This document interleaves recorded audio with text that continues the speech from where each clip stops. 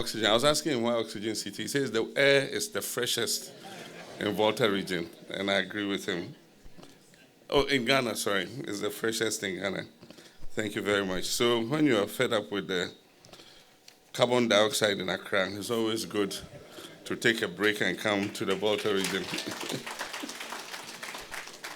Omampani mpacho we dear me no nya adwen me srewa we dear upe baby am from a power e kwa enti I think say mesre say obe try Rock City ba kono wa hwe ade me nyini say ahwe kra o kon bedo say obe bankra bia abusua we Ghana Mampani His Excellency John Dramani Mahama and Wakasa ewo the 12th annual conference of chairpersons of governing boards, councils, chief directors and chief executives of the public services of Ghana. Now wono na we special guest of honor Voter Serene Hotel and womuko share wo ho na wode sansami to dwana abusia Ghana News TV so medin na nasefa hwene bobo na yawomodin na yenkotie nia Ghana Mampani His Excellency John Dramani Mahama Torgbe Afede awards ahodo a PM ewo ho nyina no womo a deserve a womo de mo nyina abusua yakruche ni nyina e de agu ahomaso a ye bebo bi akyerew amoahwe no anya bi atie mesro se ne ndedi kan waba ahwe me ha Ghana News TV medin en na nasefa hwene bobo mo wande ana share na subscribe fama me na adofo enti nia ekoso sanso ena sawo amanone na se waso send this cab fia lemfa se wo mutawachi enu nti no eye October 30th ena wo motu asi ho se wo mo promotions ronko a wo sende o first $50 and as first €50 e de ba e be piemu e wo my Ghana mu a wo mo chew 2% of scan ni edikan wo send this scan a wo monte wo hwe sanso no be mo rate correct one pa no mu wi a afa 2% of scan a wo be send no ma sign e de a chew kwa nanso terms and conditions e wo ho ne say wo download the Lemfi app na bo news ehiem as referral code na watimi anya sa kwanya na watimi e a enjoy abusua me enko ani enti Ghana Mampani His Excellency John Dramani Mahama eni mpanifo ahodo a ekopie mu e wodwumadie no ase nyina. But, I mean, his understanding was that, I mean, he had got a job and he was executive chairman. You're not executive chairman.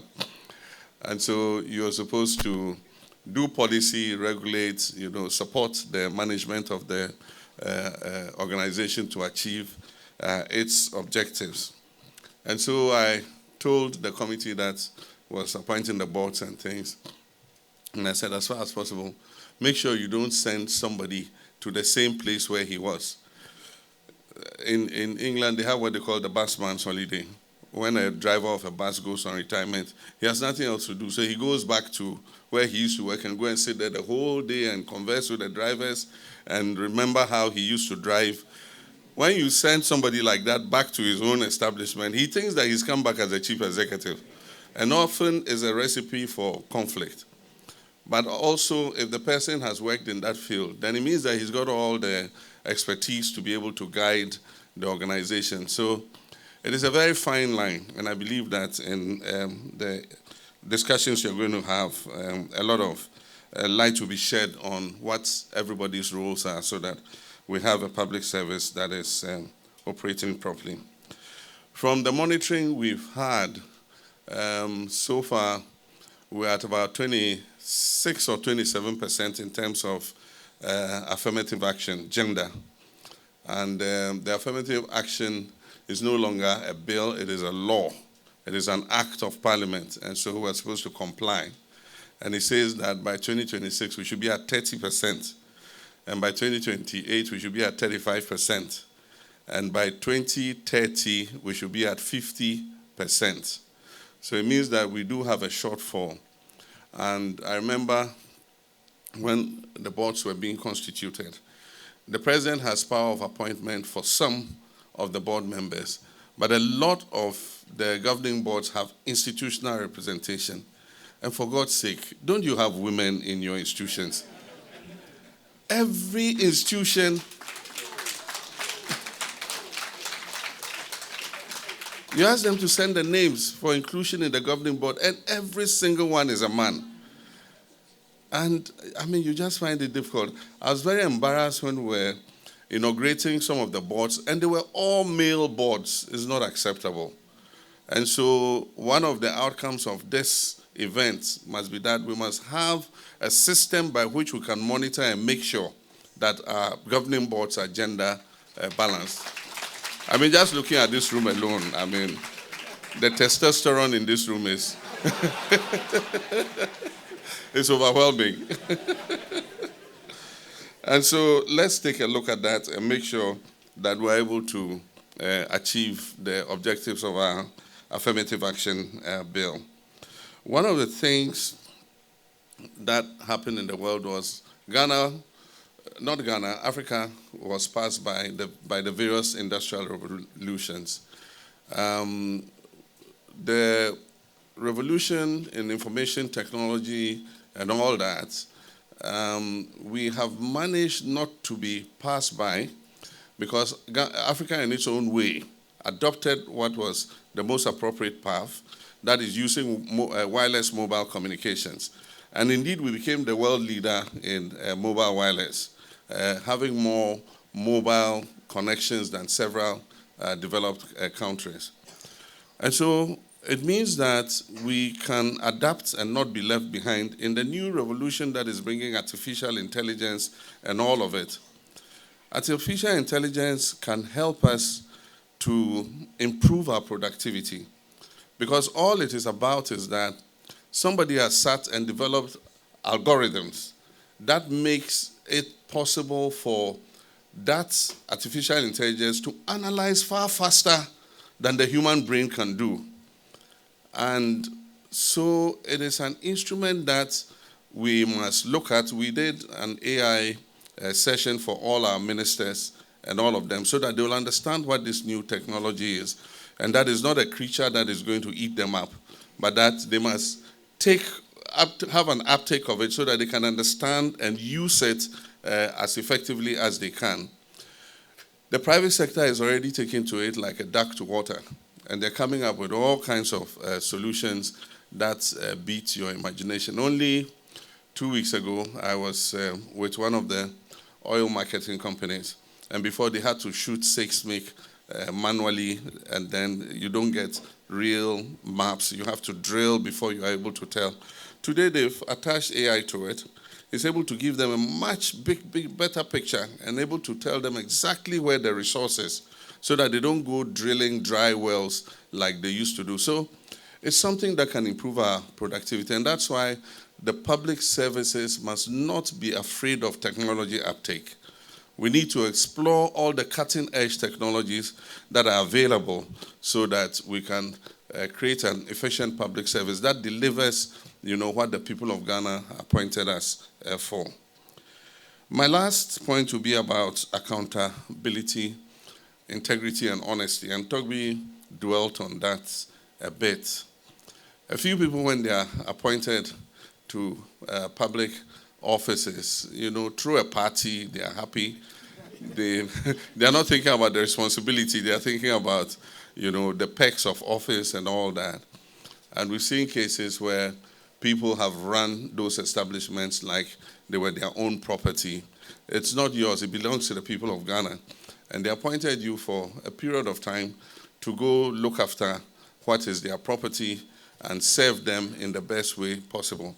We must get that orientation in our minds so that when we go, we are able to do what is expected of us in these public services. And so we have laid down procedures. We're supposed to follow procedure in doing the things that we do. It might be cumbersome following the procedure, but it's better to do it so that you're able to track and trace that it went through the normal procedure and that you took cognition of all the things that make you accountable, so that tomorrow somebody doesn't come and call you to, I heard a song, Iyo Koko Koko. Somebody doesn't call you to Iyoko. And so let's follow the procedure set down by law to make sure that we leave office. When you leave office, you must be able to hold your head high. Wake up in the morning and not fear that anybody will call you to come and account for anything, because you did things the way you should have done them. Recently, I've been watching the Public Accounts Committee, and it's so pathetic. Why must we every year congregate at the Public Accounts Committee, and then you hear all kinds of atrocious, things. I mean, recklessness with public funds and resources. And so I have a meeting on Thursday with the Chief Justice, the Attorney General, and others to find a final solution to this Auditor General's report, that persons who are found guilty of infractions or do not follow due procedure or lead to loss of public resources, we must have a fast-track process to Nsawam,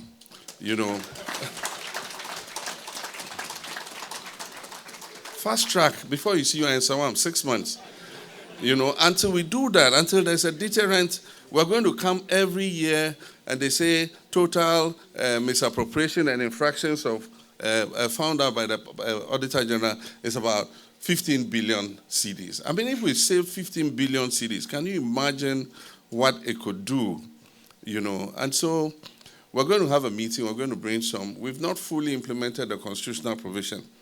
There's a part of the provision that says after the Public Accounts Committee has sat on the Auditor General's report, Parliament must set up a committee. What we don't know is whether it should be a parliamentary committee or it's a committee not necessarily made of parliamentarians to implement the findings of the Auditor General. Right now what we use is the audit, the ARICs. Every department is supposed to set up an ARIC. But once they've come from the Public Accounts Committee, virtually nobody follows up on what's the recommendations that were given. And so the audit reports implementation committees are not working. And so we must find a way where we are able to create a deterrent until people know that you can be held responsible for these things that you do. They'll continue to do the same thing. And so after Thursday, I'm sure we'll come up with some way where persons who are culpable of misusing the resources of the people will be held to account so that others, do not follow suit. So now I just have this short speech. Things I don't know what they've put in there. And so, Torgbe Afede, your name is here again. But I've acknowledged you.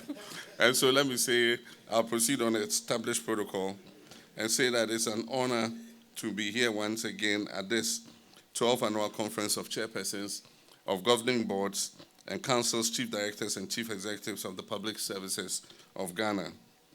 This gathering holds special significance for me as it is the third time that I've had the honor of addressing it.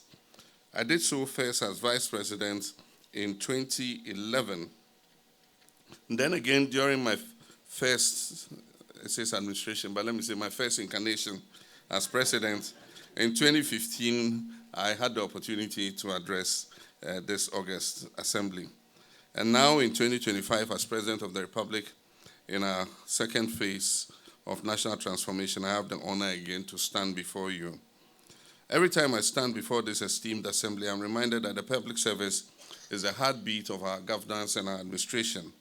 It is the institutional engine that breathes life into the policies that we make as government, the bridge between government and the people, and the vessel through which our national aspirations are realized.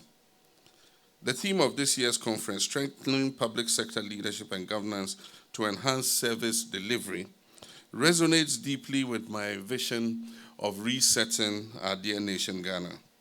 This is a vision that is rooted in restoring efficiency, integrity, and professionalism across all sectors of our national life. When I speak of a reset, it's not mere sloganeering. It's a solemn call to action.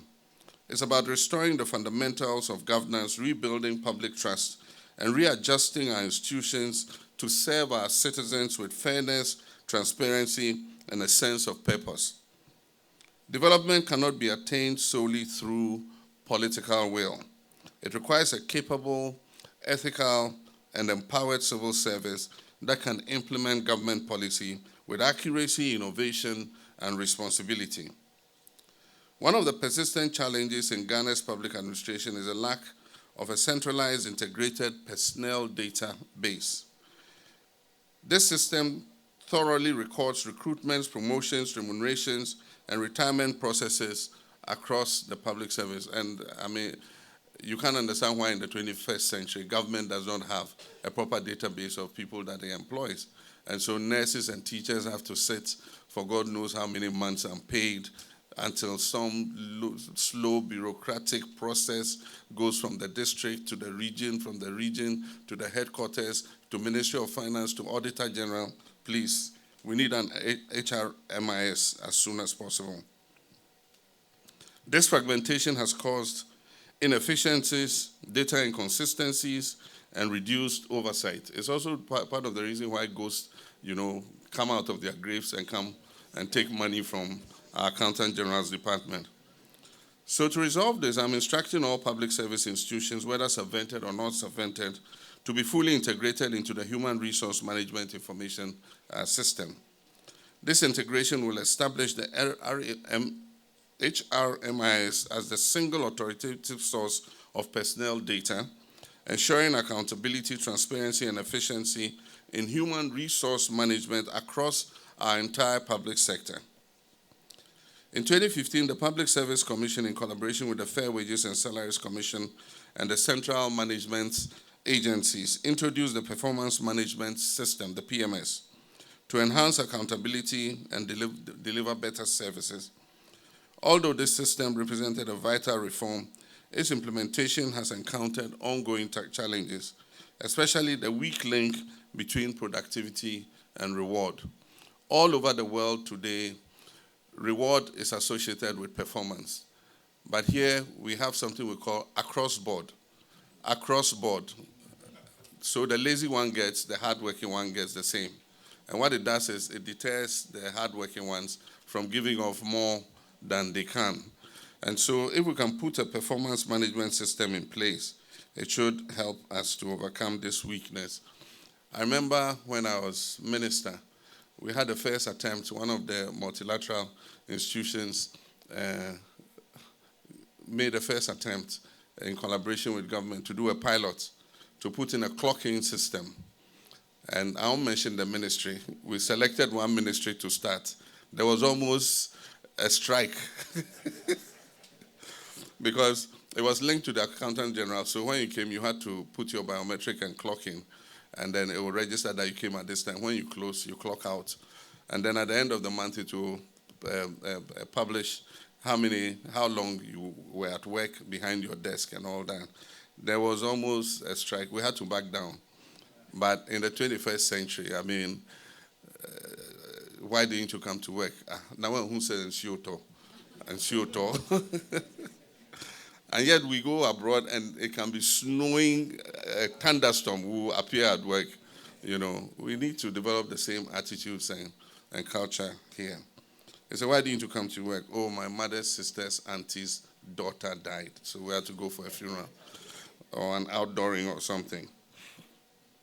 So to address this, the Ministry of Finance, the Fair Wages and Salaries Commission, and the Public Service Commission have now created a pay for performance and productivity framework. And my hope is that this time this will work.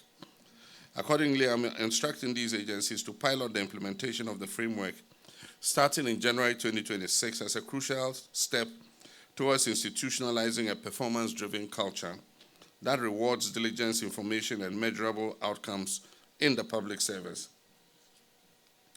Ladies and gentlemen, we cannot discuss leadership transformation without addressing gender inclusion. This is what I was talking about. Women currently hold about 27% of leadership roles in Ghana's public service. This is a modest improvement, but one that highlights the need for further progress. Today, however, we find ourselves at a historic turning point. For the first time in our nation's history, Ghana has a female vice president, Professor Nana Jane Opoku-Agyeman, a woman of intellect, character, and unwavering dedication to public service. Her elevation is therefore more than just symbolic. It serves as a powerful statement of belief in women's ability to lead at the highest levels of governance. And it also extends an invitation to every institution present here to further the cause of gender equality. Therefore, in accordance with the Affirmative Action Gender Equity Act 2024, Act 1121, I'm instructing all boards and council chairpersons and chief executives to ensure that the objectives of the Act are achieved within the specified dates and benchmarks outlined in the Act. And I mentioned that to you already, 30% by 2026, and 35% by 2028, and 50% by 2030. By then I'll be retired and be on my farm. And so you guys who continue can make sure that you achieve those targets. Torgbe Chairman, the 24-hour economy program is a cornerstone of my administration's transformation agenda. It represents a bold and pragmatic shift from a raw materials-based economy to a productive, value-added, and globally competitive nation. Through its sub-programs, Grow 24, Make 24, Aspire 24, and Fund 24, the initiative aims to optimize the use of land, labor, and capital, and time. Its goal is to boost industrial production, generate over 1.7 million jobs within 4 years, and enhance Ghana's role in regional and global trade. The initiative embodies the new work ethic and productive energy needed to reset Ghana's development model, focusing on efficiency, innovation, and inclusion. We've submitted the 24-hour Economy Authority Bill to Parliament for consideration. And even as we await the passage of the bill, I wish to commend agencies like the Passport Office, the Ports and Harbours Authority, and other agencies that have initiated the 24-hour economy program and incorporated it into their operations, even in advance of the passage of the authority bill. Therefore, I urge all public sector institutions to emulate this and integrate the 24-hour economy into their operational and strategic frameworks, and to create sector-specific implementation plans to ensure its success. Torgbe Chairman, I wish to commend the Public Service Commission for its steadfast leadership and for convening this all-important forum, which offers space for dialogue, reflection, and renewal within our public sector space. So send this cafe amanoni aba Africa ha usulem fi say ye fia wo pese wo nto usulem fi edan ananse japade a wani da so a wo pese oto wa Africa ha no usulem fi se wo send this sika ama odofo e de aboa no wo Africa ha usulem fi sanso e na se wo tie obi school fees ama no a usulem fi nyenti a make kanfo lem fi ama one se utimi send this sika e fa lem fi so a e ma ne begu bank account mu sanso e na timi begu mobile money account mu eno achi nso no de bia lemfi e wo daily rate a e ma hu sika dodo a wo sende a wo benya lemfi e secured na wo sende sika enche na nipa a wo sende ama no ne nsaka lemfi wo USA, Canada, UK, Italy, Germany, Ireland, Netherlands, Spain, Belgium, Portugal and France. What the lemfi sende sika untu ahwe bomodi a dey use me code NEWS news na say ene any day they can register or lemfi so a unya bonus sanso and use chance so a it's a great honor and privilege for me to stand before His Excellency and this very diverse group of experts and professionals who are making great contributions to the development of our country. And on behalf of the chiefs and people of the Volta region, I welcome you all to Ho. And I thank you so much for the honor of being asked to chair this very important meeting. In the next 2 days, we shall be listening to various speakers, experienced professionals whose experience span various fields and various disciplines. And we are meeting, I think, at a very important time, a time of great change in our country. Change that's been inspired by demand for better management of the economy. This demand coming from our citizens for betterment of the economy, to bring about growth, stability, job creation, enhance standards of living, and of course the provision of the basic necessities of life. This desire for better living standards has further inspired great commendable initiatives and policies by the government. Among others, of course, we have the famous oral. We also have the 24-hour economy. We have the big push, which was launched recently in Ho here. And we have several other policies and in various sectors: education, health, agriculture, and etc.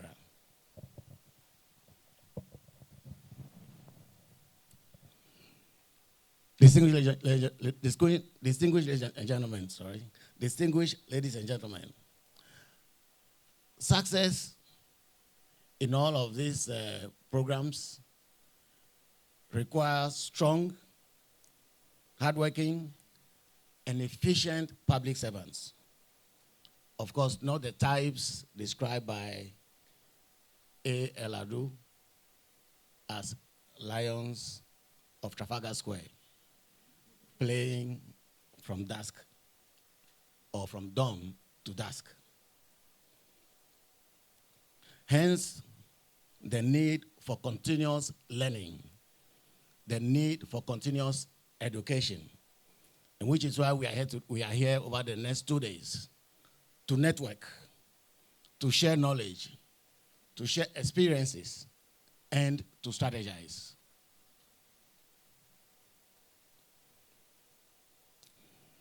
And this is why the opportunity is beginning to the President himself to also share his vision with a group of professionals whose mandate it is to promote and to execute government policies and programs for the realization of the goals of growth, stability, job creation, enhancement of living standards, and etc., which are the ultimate desires of our people. Apart from being hardworking, it also requires civil servants who are creative enough to be agents of change and not custodians of the status quo. We need agents of change to ensure that Ghana stays abreast of developments in the global economy so we can hold our own when economic development is concerned. It will require that over the next 2 days, we all are active participants in the discussions that will be taking place here. Not just listeners, but active participants, so we can share our experiences and our knowledge to enrich the discussions that will happen, and also to create the continuous learning, education that would ensure that we all are creative or become more creative and therefore support the change that our nation desires. Let me remind participants about the emphasis on enhancing leadership in the theme for the program for today and tomorrow. Leadership is important, and let's remember it requires teamwork. So we have to learn to work as a team right from here, and then carry that spirit to our various workplaces. Teamwork, I say, is what produces the 1 + 1 = 3 effect. Very important. It also requires that as leaders, we ensure transparency in everything that we do. Transparency requires continuous communication also requires planning as the ultimate communication tool. And most importantly, as leaders, we need to demonstrate honesty in everything that we do. I said it during the Durban of the Asogoli State last Saturday. The biggest challenge we face is our inability to hold onto the path of strictest honesty. That is what has fueled or allowed corruption to fester. That is why I've always described the oral as one of the most important initiatives of government, because I see corruption as the biggest challenge to our development, and it stems from our inability to hold onto the path of strictest honesty. So send this Kefiamanoni about Africa ha, Usulemfi. Say ye fear o pese o ntono, Usulemfi. A dying and answer Japadia when it does so pese to Africa ha no, Usulemfi. So send this sika amount of 4 at the Abuano or Africa ha, Usulemfi. Sanso and as a uti school fees amanoa, Usulemfi. Yenti a make count for lemfi amount say, put me send this car, a lemfi swa, a money begu bank account me, Sanso, and it's me begu mobile money account me. And watching so, they be a lemfi or daily rater, a man who sika dodoa or send dia, ubenya. Lemfi air secured. Now send this car and check Lenny Power send their manono, Nensaka. Lemfi were USA, Canada, UK, Italy, Germany, Ireland, Netherlands, Spain, Belgium, Portugal, and France. What the Lemfi send this car? Unchiare. Bombardier they used to be code NEWS News.